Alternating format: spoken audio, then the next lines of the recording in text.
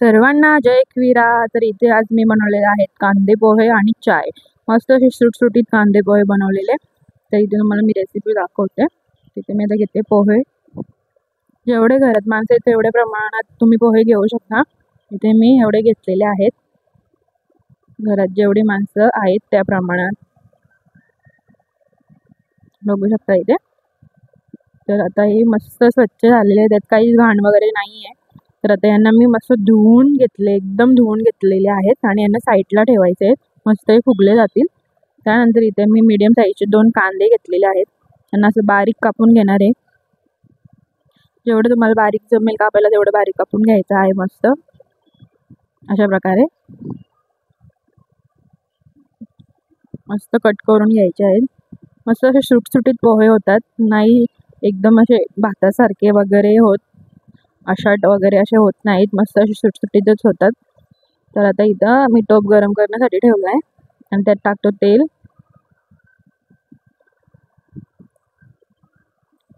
त्यानंतर शेंगदाणे चांगले शिजवून घ्यायचे आहेत. मस्त असे कुरकुरीत होतपर्यंत त्यांना भुजून घ्यायचे आहेत, नरम ठेवायचे नाही आहेत. मस्त असा कलर ब्राऊन कलर येईपर्यंत शिजवून घ्यायचे आहेत. बघू शकता इथे मस्त शेंगदाण्यांना असा कलर आलेला आहे. तर आपण हे शेंगदाणे काढून घेतो. शेंगदाणे काढून घेतलं. त्यानंतर आता त्याच टोपात आता आपण कांदा जो कापलेला तो टाकून घेतो.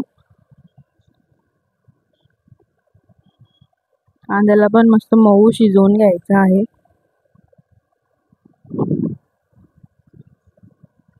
अशा प्रकारे शिजवून घेतोय.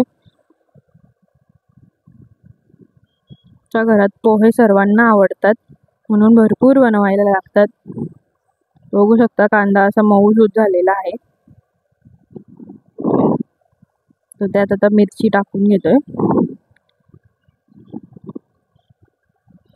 मस्त शिजवून घ्यायचं आहे. त्यानंतर कढीपत्ता,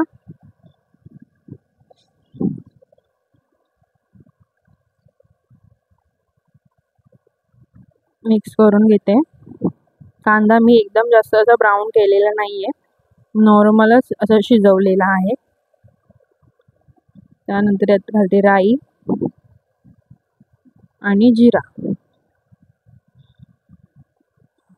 चांगलं मिक्स करून घ्यायचं आहे. आता राई आणि जिरा शिजेपर्यंत चांगलं शिजवून घेतोय.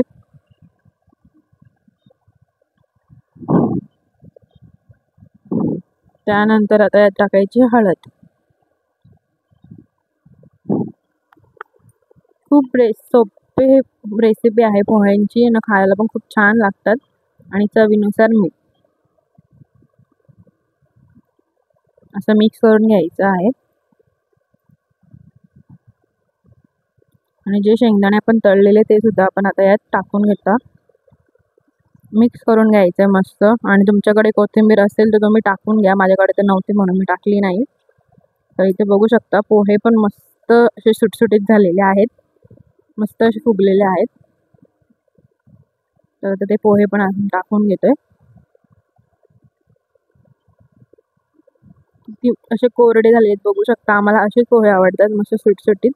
ते एकदम जास्त भिजले की मग ते एकदम असे याच्यासारखेच होतात, भातासारखे होतात. चिकट भात असतो ना त्याच्यासारखे होतात. नाहीतर मग एक जास्त फुगले नाहीत, एकदम जास्त फुगले तरी पण ते असे गट्टे होऊन जातात. हा असे असे बरोबर आता फुगलेले आहेत.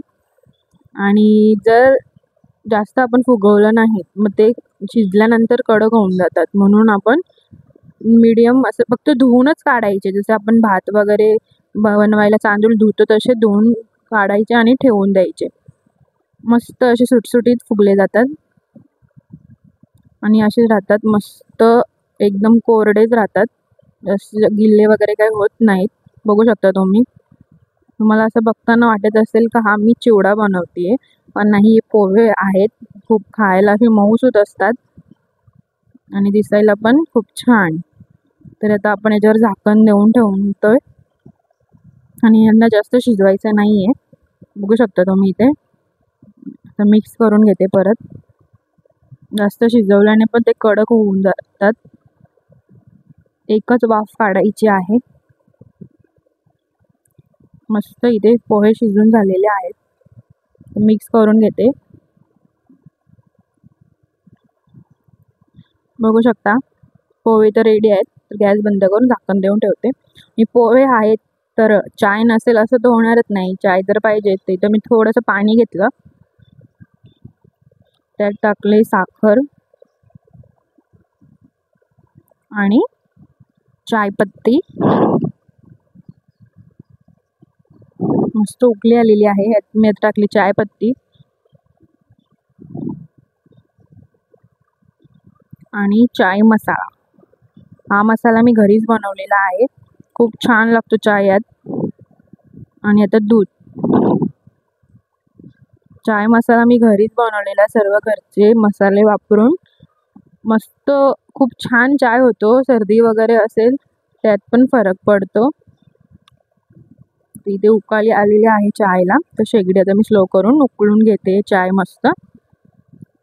चायपत्ती जशी शिजली जाते चहात तेव्हा चहाला खूप छान टेस्ट येते. म्हणून तुम्ही बघू शकता तर इथे आता चायचा कलर एकदम चेंज झालेला आहे. म्हणून असं मी उकळून घेतलेला आहे. तर चाय आणि पोहे सोबत खाण्यासाठी रेडी आहे. आणि त्यासोबत मी लिंबू घेतलेला आहे पोह्यांवर निपुळून खायला. तर नक्की ट्राय करा.